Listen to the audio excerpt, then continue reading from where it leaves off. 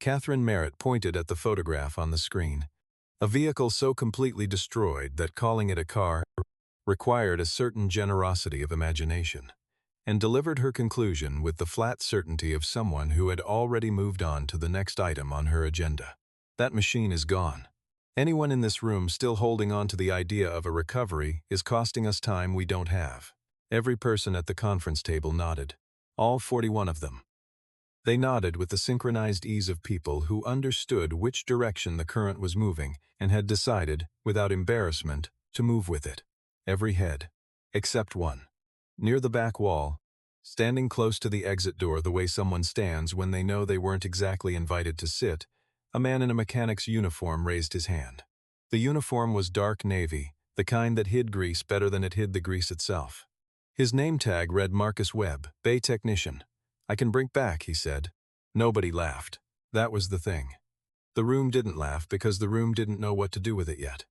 41 people recalibrated in silence. Diane Lawton looked at him from the head of the table. She was the CEO of Lawton Prestige Automotive, one of the most respected names in classic vehicle sales and restoration in the American South, and she was a woman who had spent 22 years building a reputation on precisely calibrated decisions. She looked at his name tag. She looked at the photograph. She looked at his hands. Then she looked back at his face, at the dark skin and the steady dark eyes that did not waver when she looked directly into them. 30 days, she said. Starting tomorrow morning. She paused, just for a moment, the way you pause when you are saying something you don't fully believe yet, but have decided to mean entirely. Show this room what that actually looks like. There is a specific kind of silence that follows a black man speaking up in a space where everyone with a title has already agreed. It is not the silence of hostility. It is more complicated than that. It is the silence of people quietly rearranging the furniture in their heads, deciding where to put something that doesn't fit the room they had already decorated. Marcus Webb had lived inside that silence for most of his adult life. He knew its shape the way you know the shape of a familiar room in the dark. He was not surprised by it. He was not moved by it. He picked up his folder from the credenza near the back wall, turned, and walked out. There are two ways a man ends up somewhere smaller than where he started. One is failure. The other is a choice so deliberate, so carefully made, that from the outside it can look like failure and feel, from the inside, like the bravest thing he ever did. Marcus Webb had not failed Atlanta. He had left it. Quietly, methodically, the way you leave a place you love when staying is no longer possible. He was 38 years old. He had a daughter named Cora, 7 years old, with her mother's wide-set eyes, and her father's habit of going completely still when she was thinking hard. She carried a small, stuffed elephant named Rue everywhere she went. She had named it, she explained to Marcus with the gravity of someone settling an important matter, because elephants remembered things, and she wanted Rue to remember everything so she wouldn't have to. Marcus had not corrected her logic. He kept it in his chest instead, in the place where he kept all the things Cora said that he planned to think about later. He woke every morning at 5:40. He made coffee. He sat on the edge of Cora's bed for exactly 4 minutes without waking her, just listening to her breathe, a habit he had started in the first months after Diana died and had never found a reason to stop. The habit didn't belong to grief anymore. It had become something else, a quiet anchor point at the beginning of each day, a way of knowing before the morning fully arrived what he was doing all of it for. Diana had died 26 months before Marcus took the job at Lawton Prestige. She had been 35. The diagnosis came in November, and she was gone by the following April, and in the months that followed, the restoration shop that Marcus had built over 11 years on the west side of Atlanta. Webb Classic Works, named for his father who had founded it in 1981 in a shop so small the two lifts could barely open their doors simultaneously, had quietly disassembled itself. Not dramatically. There was no bankruptcy filing, no single catastrophic event. The contracts dried up first, then the two senior mechanics found other positions. Because a shop without its principal is a ship listing in a harbor, and people eventually find another dock. The clients who had been waiting for work, some of them collectors who had driven vehicles from 6 states away, specifically because of what Marcus could do, stopped waiting after a few months and found other options. And then one morning, Marcus looked at the books and understood that the building itself would need to go. He had let it go without a fight. He did not have the energy for the fight, and he was not certain anymore that he wanted to win it. Cora was 4 years old and needed someone who was fully present. That was the calculation. Not a grand career decision, not a reinvention. Just a father deciding that everything else came second for a while. He moved to Charlotte. He took a job at Lawton Prestige because the foreman, a large quiet man named Gil Tanner, had looked at his hands during the interview and asked when he could start without asking what he had done before. Marcus had listed his experience simply. 11 years in automotive restoration and repair. He had not mentioned what kind. He had not mentioned that for most of those 11 years, he had been the man other shops called when a vehicle arrived that nobody else would touch. He did not mention it because the shop was gone and the man who had run it was still figuring out how to carry that. Gil Tanner had noticed 2 things about Marcus within the first 3 weeks. He had mentioned both of them to his wife on a Thursday evening while she was making dinner, and she had listened without interrupting, which was how he knew she thought it mattered. The first thing was that Marcus did not use the diagnostic software unless he had already formed his own conclusion. He would walk around a vehicle, place his palm flat on the hood for 30 seconds or so, and then write something in the small green composition book he kept in his breast pocket. When Gil compared the handwritten notes to the software readouts afterward, they matched. Not approximately. Exactly. The second thing was that Marcus arrived every morning 9 minutes before his shift started and left precisely when his shift ended. Not a minute more. Gil had watched long enough to understand that this was not laziness. It was a child. There was a child somewhere who needed her father home at a specific time. And that was a line Marcus had drawn in a place that nothing else was allowed to cross. The vehicle had arrived at Lawton Prestige on a flatbed from Nashville on a Tuesday morning under a canvas tarp that did not fully conceal the outline of something large and unmistakably American from a specific and irreplaceable era. Marcus was crossing the facility yard toward Bay 2 when he heard the flatbed pull in. He turned. He looked at the shape under the tarp for 3 seconds. Then he turned back and kept walking. The vehicle was a 1969 Dodge Hemi Charger. Black over black, factory 426 cubic inch Hemi engine, 4-speed close-ratio manual transmission. One of fewer than 12 confirmed surviving examples in that configuration. The kind of car that appears in collector registries the way certain names appear in history. Rarely, specifically, and with weight. Its owner was a man named Raymond Forsyth. He was 64 years old, had spent 4 decades accumulating and managing a level of wealth that he discussed with no one if he could avoid it, and he was not, as a rule, a sentimental person. He was methodical, precise, and possessed of a quality that people who worked with him described either as patience or as coldness, depending on whether the meeting had gone in their favor. He had purchased the Charger at a private auction in Nashville 14 months earlier for just under $840,000, which was less than it deserved and more than anyone else in the room was prepared to pay. He had intended to restore it, not to sell it, not to exhibit it, to restore it and keep it for a reason he did not discuss in professional settings. The reason was that his older brother Thomas had owned a Charger in exactly the same color in 1978, and that car had been destroyed in a collision on an interstate outside of Knoxville, when Thomas was 22 years old. Thomas had survived, barely, but certain things don't come back from the edge they've been pushed to, and Thomas had been one of them. He had lived another 30 years, but not in the same way. Raymond had been 17 when the accident happened. He had stood in the hospital corridor for 11 hours waiting for news. There were things you stood in corridors for that you spent the rest of your life either running from or trying to get back to. This was one of those things. A fire broke out in the Lawton storage facility on a Friday night in late October. The suppression system activated correctly and quickly. But correctly and quickly, in this instance, was not the same as adequately. The fire consumed a significant portion of the Charger's body panels. The suppression water flooded the engine bay. The chassis, subjected first to the sustained heat of a facility fire and then to the sudden cooling of the suppression spray, shifted along the primary frame rail by a measurement that Catherine Merritt's team would later calculate at 11 millimeters. Catherine Merritt was Lawton Prestige's Director of Technical Operations. She was thorough, experienced, and precise in the way that people who have built reputations on precision learn to be.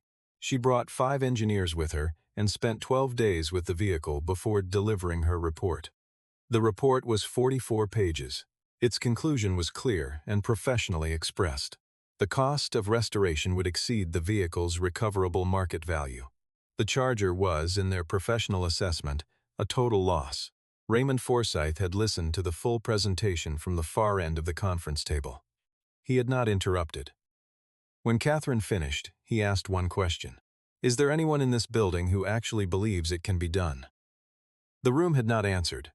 Raymond had finished his coffee, set the cup down with the particular care of someone managing something in themselves they do not intend to show, and left. Diane Lawton was 40 years old and had been running her grandfather's company for 6 years. Before that, she had spent 8 years making herself indispensable to it, acquiring a degree in business from Vanderbilt and an MBA from Duke, and using both the way a surgeon uses a scalpel. Efficiently, without commentary, and always in service of an outcome she had already committed to. The company had grown its revenue by 22% annually for 5 consecutive years under her leadership. A Charlotte business magazine had called her the most precise mind in the regional automotive industry, and she had not disputed that, because she did not dispute accurate assessments. She had read Catherine's report herself over the weekend. She had run the numbers from 3 different angles and arrived at the same place each time. Write it off. Let the insurance settle it. Move forward. She did not want to present that conclusion to Raymond Forsythe. Raymond was not simply a client. He was the company's largest non-family investor. But sentiment, in Diane's view, was something you made room for after the numbers were already settled, not before. She had finished her presentation, delivered the conclusion, and was organizing the next item on the agenda when Marcus raised his hand from near the back wall. She looked at him. She looked at the photograph. She looked at him again. "You've reviewed Catherine's full report?" she asked. "Yes. And you still believe you can complete this in 30 days? I don't know what timeline they were working with. Mine is 30 days. There was a pause in the room. Not hostile. Something more like the specific silence of 41 people who are calculating whether to disbelieve something and arriving at the realization that they cannot quite find the grounds. Raymond Forsythe, at the far end of the table, was looking at Marcus with an expression that nobody else in the room was reading correctly. He was not amused. He was paying attention. There is a difference, and Raymond Forsythe had spent 64 years knowing which was which. "Diane," he said. His voice was level and quiet. "Let him work." Diane looked at Raymond. She looked at Marcus. She looked at the photograph one more time. Then she set the small silver timer she kept on the podium for presentations on the edge of the conference table. "Tomorrow morning, 8 o'clock, she said. "The terms remain. 30 days. Marcus looked at the timer. I understand. He did not look around the room. He did not wait to see anyone's expression. He picked up his folder, turned, and went out through the back. That evening, Marcus picked Cora up from the after-school program at 5:20. She came through the door at a run, the way she always did. Rue the elephant clenched in her left hand, and she stopped 2 feet in front of him and looked at his face carefully before she reached up for the hug. "Daddy," something happened. He lifted her into his arms. Daddy took on a hard job today. She considered this with the full seriousness she applied to most things. "Is it a very broken car?" "Very." "Okay," she said, and tucked Rue under her arm in the manner of someone who has decided a matter is settled. He cooked red beans and rice that evening, the recipe his grandmother had taught him in her kitchen in Greensboro when he was 10 years old, written nowhere except in his hands. Cora sat at the small table by the window with her colored pencils while he cooked. After dinner, she announced she was drawing a picture of the car getting better, and the result looked something like a large black oval with what might have been wheels, which Marcus folded with great care and placed in his shirt pocket. What does a man teach his daughter about the difference between courage and foolishness, when he himself is not yet certain which one he is performing? Marcus had not resolved that question by the times he sat down at the kitchen table after Cora was asleep, with Catherine's report and a cup of coffee. He read all 44 pages. Catherine was thorough. Her team was professional and experienced, and they had made 2 errors that were each individually significant and together completely changed the conclusion. The frame deviation was not the result of thermal warping to the rail itself. It was a failed weld at the secondary crossmember, which meant the primary frame was structurally intact, and the 11mm deviation was correctable without replacement. This was a distinction with enormous consequences for the cost and timeline of the work. The engine situation, while serious, was not as terminal as the report concluded. Water had entered through the air intake during suppression. It had reached the carburetor, but the cylinder walls showed no scoring consistent with hydrolocking under load. If the engine had not been running when the water entered, and based on the fire timeline, the facility logs were clear that it had not been. There was a genuine possibility the bottom end was salvageable. Not certain, but possible, and significantly more possible than the report allowed. The wiring was a different matter. That was a complete loss from the firewall forward. Everything would need to be rebuilt from original schematics. Marcus had those schematics. His father had spent years assembling factory service documentation for every significant American muscle vehicle produced between 1963 and 1973. He had obtained the documents the way men obtained things in that era when institutions were not disposed to help. By asking politely, slipping $20 bills to service managers in 3 different states who were willing to let him photocopy what everyone else considered worthless paper, building an archive that represented decades of quiet, deliberate work. Marcus had kept every binder. They were in a box in his closet in Charlotte, under the winter blankets, where they had been since the move. He had not opened the box in 26 months. He arrived at the facility at 10:15 that night. The overnight security guard was an older man named Harold, who wore a Veterans of Foreign Wars cap, and had the particular patience of someone who had stopped being surprised by anything a long time ago. Harold and Marcus had exchanged perhaps 20 words in 8 months of working the same building. Harold handed him the access card that Diane had arranged to be activated for round-the-clock entry, and they nodded at each other in the quiet language of men who understand the hour and respect the work. Marcus walked through the empty facility to the bay where the Charger had been moved. He stood in front of it under the yellow overhead lights and placed his hand flat on the warped hood, the way he always put his hand on a vehicle he was meeting for the first time. He stood there for 3 minutes. The building was very quiet. The car did not feel dead to him. It felt like something that had been through a great deal and then left alone with no one paying attention. He opened his composition book, his father's original, the dark green cover half filled with his father's careful slanted handwriting and half with his own, and began to write. He used 2 columns. Left column, visible damage. Right column, probable actual condition. By 1:20 in the morning, he had 8 pages of notes and a working sequence for the restoration that he understood, with the particular certainty that does not come from confidence but from 20 years of accumulated experience, was correct. He looked at the silver timer that someone had moved to the corner of the bay workbench. Perhaps as a reminder. Perhaps as something else. 30 days, he said quietly. To no one, and to the car, and to the version of himself that had driven down from Atlanta 2 years ago with everything packed into a 12-foot moving truck. Certain he was choosing the smaller life, and learning slowly that smaller was not the same as lesser. He drove home. He slept for 3.5 hours. He was back by 6. There is something worth saying to anyone who has ever been handed a report about their own life. The report will be professional. It will have credentials and numbers and a conclusion that has been reviewed by multiple people. And sometimes the report will be wrong.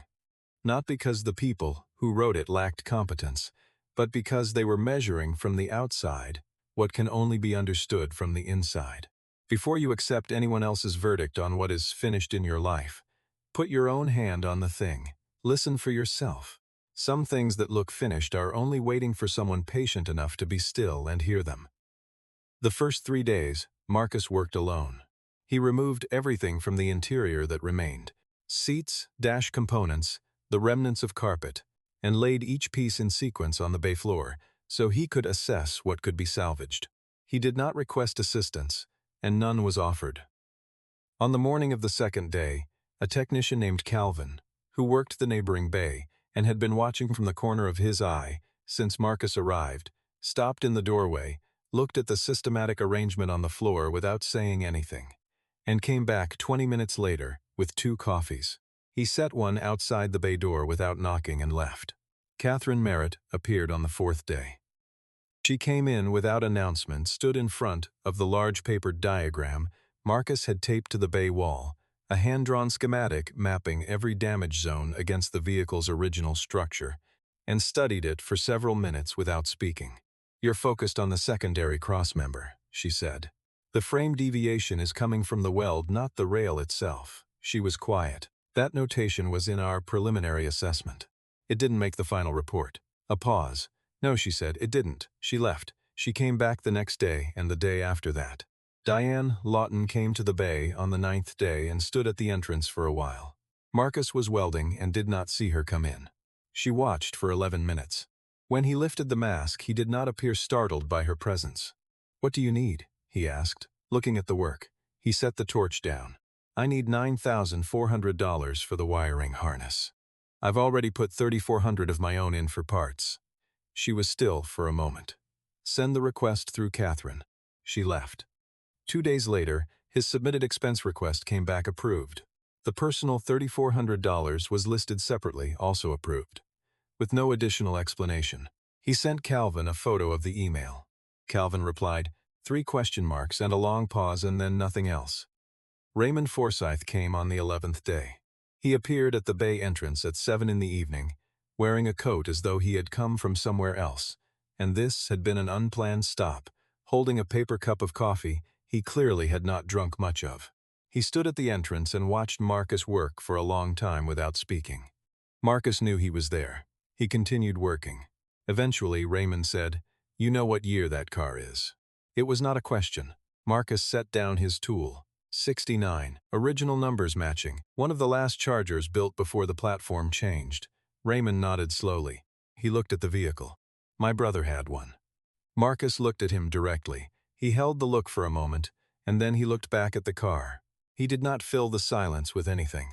He let it be what it was. Raymond looked away first. Neither of them said anything more for a long time. The bay filled with the quiet that belongs to 2 people who are not required to explain themselves.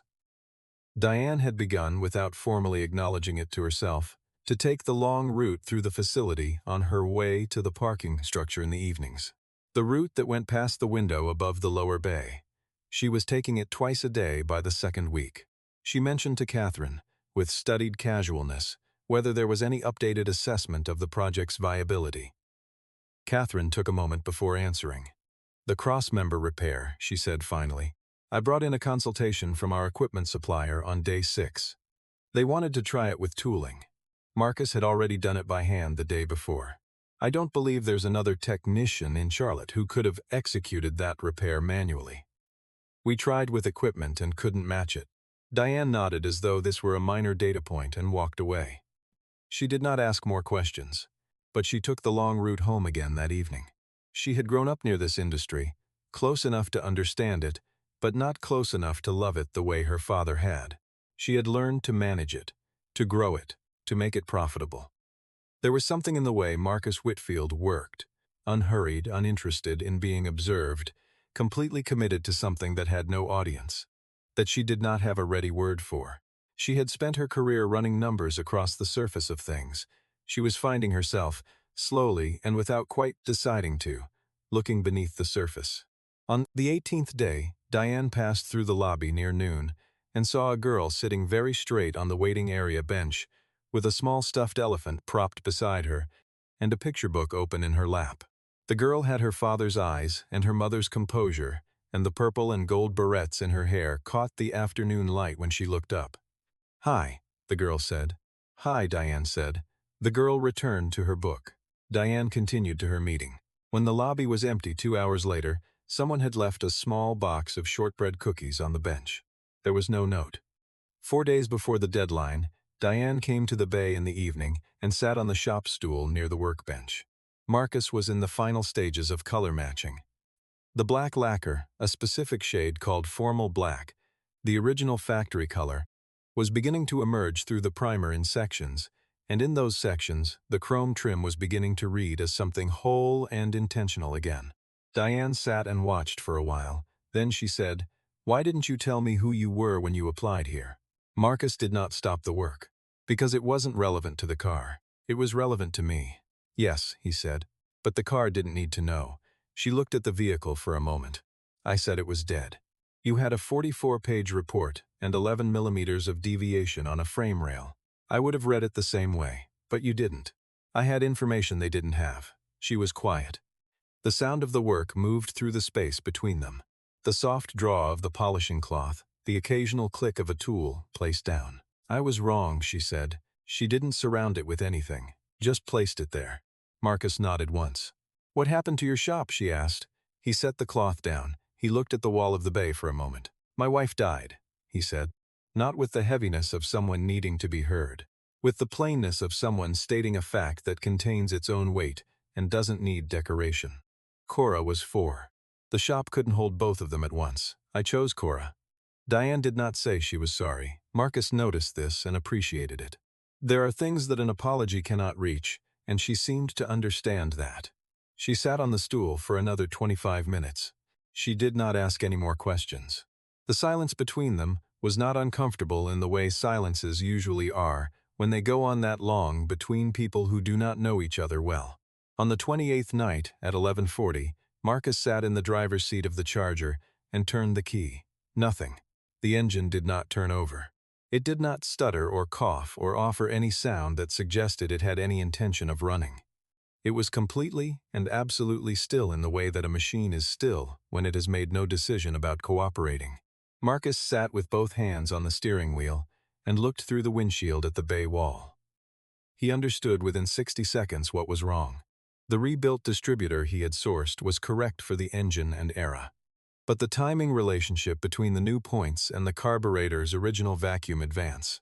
A relationship documented in a factory service manual, written by engineers who had calibrated the system on equipment that no longer existed, was off by a margin small enough to be invisible to any instrument he had available. He knew how to fix it.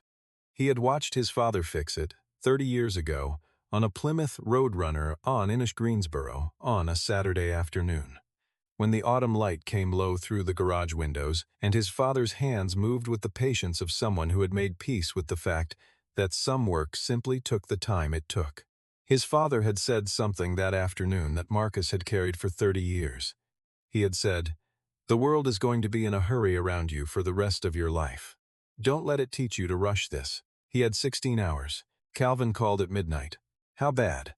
The timing relationship on the distributor. 9 hours if it cooperates, 14 if it doesn't.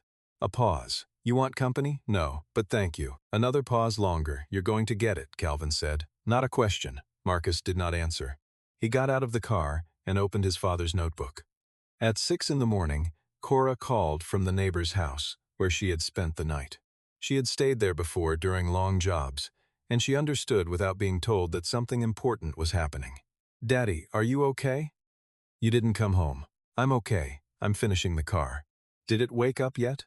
He closed his eyes. "Not yet, but it's going to, I know," she said. "You always fix the hard ones, Daddy.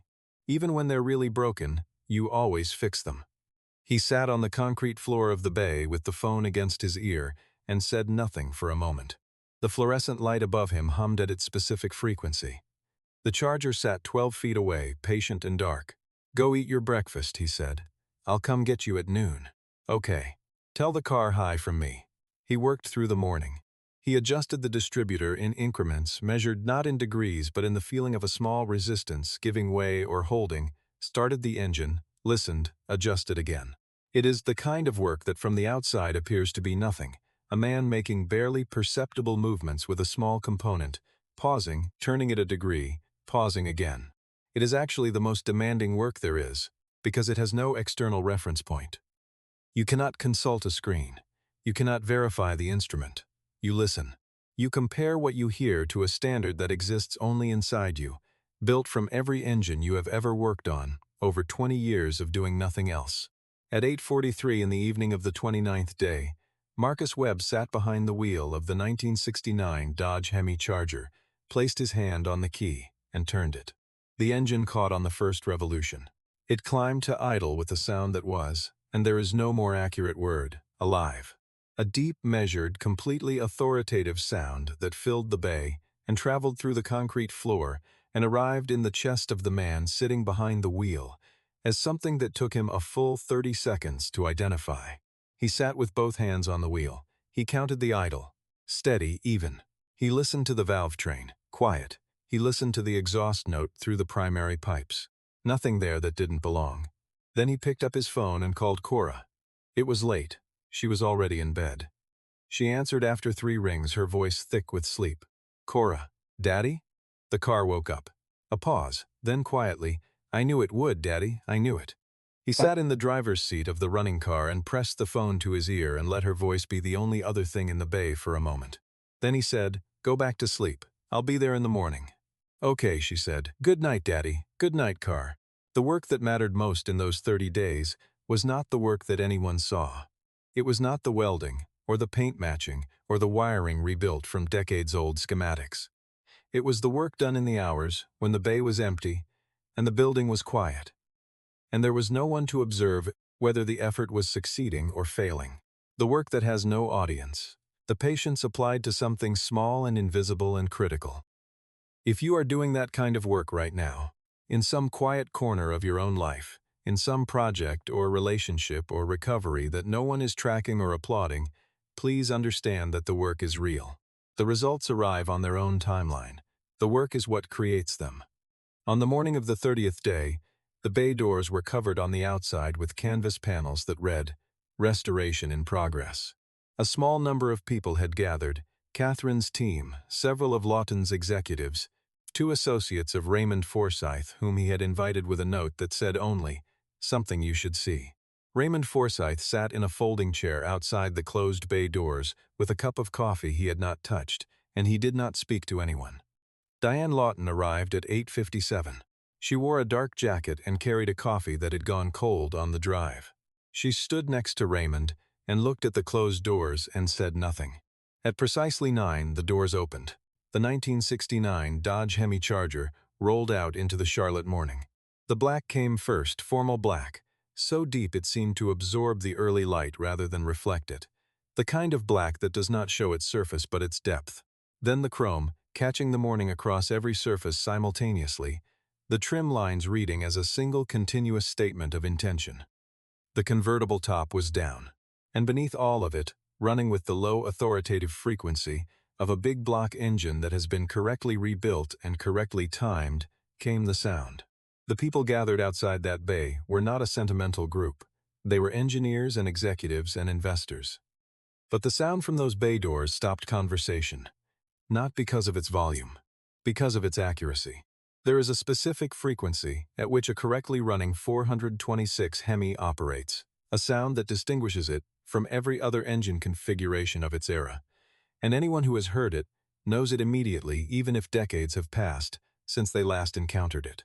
Raymond Forsyth had last heard that sound when he was 17 years old, standing in a hospital corridor in Knoxville. Marcus stepped out from the bay. He was wearing the same Navy uniform he had worn to the meeting 30 days earlier, and there was a trace of grease on his left forearm that he had not had time to fully address. He carried nothing. He made no announcement. He simply stood beside the car and looked at Raymond. The old man walked to the car slowly. He stopped at the hood. He placed his hand on it, flat palm, the way you place your hand on something when the gesture itself is the only language available. He stood there with his shoulders very still and his face forward. 10 seconds. 15. Then his shoulders moved in a way that had nothing to do with composure, and Raymond Forsyth, who had crossed 6 decades of professional life without allowing anyone to see him be anything other than controlled, let the weight of a moment he had been carrying for 47 years arrive all at once. Marcus stood beside him and said nothing. He did not look away. He did not make it easier by offering words. Sometimes the most respectful thing you can do for another person's grief is to let it be its full size. Catherine Merritt approached the car from the passenger side. She crouched, looked at the underside of the rocker panel, stood, ran her hand along the door line, checked the hood alignment. She went around the car twice. Then she stood in front of Marcus. "The crossmember repair," she said. "Walk me through exactly what you did," he told her. She listened to every word without interrupting. When he finished, She looked at him steadily. My report was wrong. You couldn't have reached a different conclusion from where I was standing, but the report was wrong. You dropped a piece of real information in the process of building a confident conclusion. Yes, she said. I did. She nodded. Not the nod of agreement. The nod of someone receiving something difficult and deciding to receive it with their eyes open. Would you teach me? The method you used for the timing adjustment? Yes. But you'll need to put the diagnostic software away first. She considered this. For how long? For however long it takes you to trust what you're hearing more than what the screen is telling you. A pause. How long did that take you? My father started when I was 11. I got it right at 14. Catherine was quiet for a moment. Then she pulled up a shop stool. Now, here is the part of this story that most people, hearing it for the first time, are not expecting. Because the ending of a story like this usually belongs to the protagonist. The car runs, the man is vindicated, the credits roll. That is the shape we have learned to expect. But Diane Lawton had some learning of her own to do. She called a company-wide meeting on the morning of day 31, not in the conference room on the executive floor. In the main facility, in the bay where the Charger still sat. She stood in front of everyone who worked at Lawton Prestige and said this. 30 days ago, I looked at a man standing in the back of a room and told him his opinion didn't matter. I didn't say those words. But I ran the meeting in a way that made them clear. I had a report, and I had a conclusion, and I wasn't looking for what I might have missed. I was looking for confirmation. She paused. The facility was very quiet. Marcus Webb is one of the finest restoration specialists in this country. I know that now. I should have found it out before I told 41 people that his hand wasn't worth raising. She looked at him directly. I won't do that again. It was not a performance. Anyone who had watched Diane Lawton over 6 years of running the company knew she did not do performances. It landed the way honest things land, heavily, without decoration, in the space where it was meant to go. This is the part of the story worth slowing down for, because the easier version of this ending has Diane simply offering Marcus a promotion and everyone going home satisfied. But a person who has treated someone, the way Diane treated Marcus in that conference room, cannot simply write a check and call the account settled. The cost of genuine correction is higher than that. It requires the willingness to stand in front of people and name what you got wrong. Not to protect yourself, not to manage optics, but because the truth has a right to exist out loud. Diane Lawton paid that cost. Whatever she lost in authority by doing it, she gained in something more durable. In the weeks that followed, the professional consequences for Diane's handling of the original meeting became public knowledge inside the company. 2 major investor groups, having learned the full sequence of events, submitted formal letters requesting a review of the company's internal assessment processes. The board asked Catherine Merritt to lead the review, and asked Diane to acknowledge, in writing, that the incident had revealed a systemic problem, not merely a one-time error. Diane wrote the letter. It was 3 pages. She had not asked anyone to review it before she sent it. The offer Diane made to Marcus the following morning was for a position that had not existed at Lawton Prestige before that week. Director of Classic Restoration, full technical authority over all vintage vehicle projects.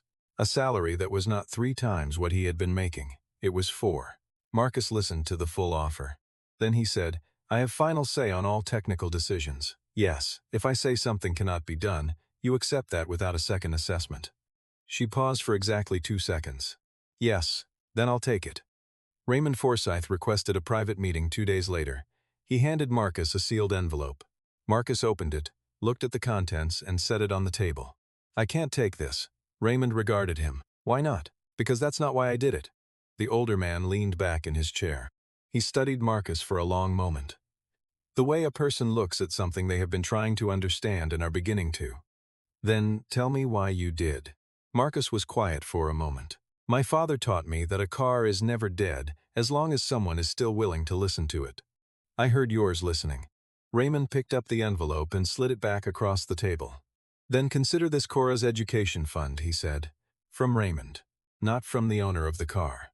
Marcus looked at the envelope. He looked at Raymond. He picked it up. A week later, Marcus was working late in the new bay. 3 projects were on the board. The first real work of a department that had not existed a month before. Cora was with the neighbor. Diane stopped by at the end of her day. not to inspect, not to assess, simply because she had been walking past and then wasn't. "How's Cora?" she asked. Marcus looked up. She read a full sentence by herself this morning. 3 words, without help. Diane tilted her head, 3 for her. That's the whole world. A quiet beat between them. The kind that holds more than what is being said. "There's a coffee shop 2 blocks from here," she said. "It's good enough to be worth the walk." Marcus looked at her for a moment, not assessing, not calculating, just looking. Then he reached for his jacket. That night, after Cora was asleep, and the apartment was quiet, Marcus sat at the kitchen table with his father's notebook open in front of him. The page from 30 days ago, the 2 columns, the visible damage, and the probable actual condition, was still there. He looked at it for a while. Then he turned to a fresh page. He wrote 3 project names at the top, the current work on the board. He looked at the wall where Cora had taped her drawing of the car getting better, the large black oval with the possible wheels, and he sat with it. He wrote a 4th name. 31 days ago, Diane Lawton had stood in a room and told 41 people that a machine was finished. She had been right in every way a person can be right when they have all of the available evidence and none of the missing piece. The missing piece had been a man who had learned from his father, in a garage in Greensboro, on a Saturday afternoon with autumn light coming through the windows, that the distance between something that is gone and something that is waiting is precisely this. Someone willing to be quiet enough and patient enough and present enough to hear the difference. Marcus Webb had heard it. 30 days later, on a Charlotte morning under a sky that had not yet fully decided what kind of day it intended to be, something that everyone in that conference room had agreed was finished, had driven out into the light and proved them wrong. And maybe that is the lesson worth carrying. Not the obvious one about not judging by appearances, though that one is true, the less obvious one. About what it costs a person to correct themselves in public. About the kind of courage it takes to stand in front of people you lead and say, plainly, that you got it wrong. Diane Lawton had paid that cost, and the room had not fallen apart. It had quietly steadied. Be patient with the things in your life that look finished. Be patient with the people around you who look like they have nothing left to offer. And be especially patient with yourself on the long nights when the only audience for your effort is a small stuffed elephant named Rue sitting on the corner of the workbench, keeping watch while the engine finds its way back to life. The car will run when it is ready, and so will you. If this story stayed with you, I would love to hear your thoughts in the comments. Have you ever witnessed someone being underestimated only to discover who they really were? Share your story below. And if you want more stories like this, stories about ordinary people with extraordinary hidden depths, hit that subscribe button. I will see you in the next one.